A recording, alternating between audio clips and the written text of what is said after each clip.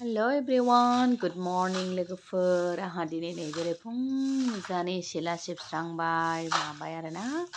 गामियाव दंफैयो आङो गामियाव फैनानै फुङाव सिखारनानै बेफोरबायदि सिला सिबनो मोननाया बिराद मोजां आरोना देहानि थाखाय बयनिबो थाखाय मोजां लोगोफोर बेनो जोंहा दिनैहाय ओंखाम गोरलैनि फुजा होनो नागिरदों नै आङो रेडि खालामस्रांबाय आरोना सुस्रां सिबस्रां खालामनानै माइ माइरं आरो गंगा दैफोरखौ रेडि खालामस्रांबाय आरोना लोगोफोर नै आङो दा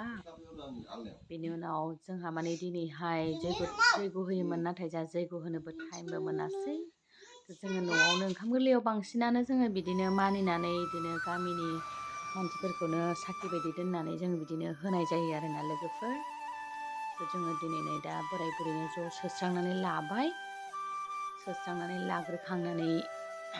बिनि उनावहाय दिनैहाय सानखिनियाव जोंहा बिदिनो मिरामिस जानांगौ नालाय फुजा होनाय प्रसाद होनाय टाइमाव फुजा होखांनानै लाग्रोनोसै आरोना लोगोफोर बिनि उनावहाय आङो दा माइ माइरं थिखांखांनानै गंगा दैखौबो दैखांनानै लांफैबाय जोंना माने बेबायदि दं आरोना मानसिफोरना मा खालामो मिथिया नाथाय जोंनिया बेबायदि आरोना नियमा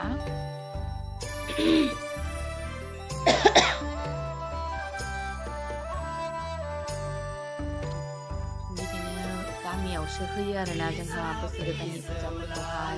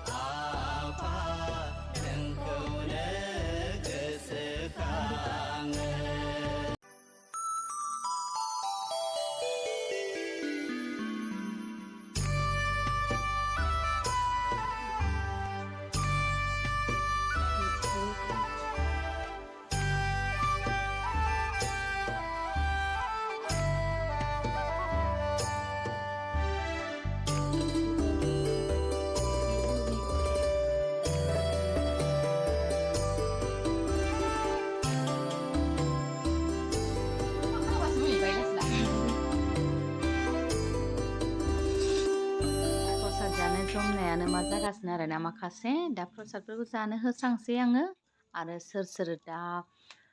सोर फैयो ओंखाम गोरलै जानाय दा मोनायाव जाहोस्रांनोसै माखासे दिनै दा सानावथ' मिरामिस जाबाय नालाय मोनायाव जाहोस्रांसै आरोना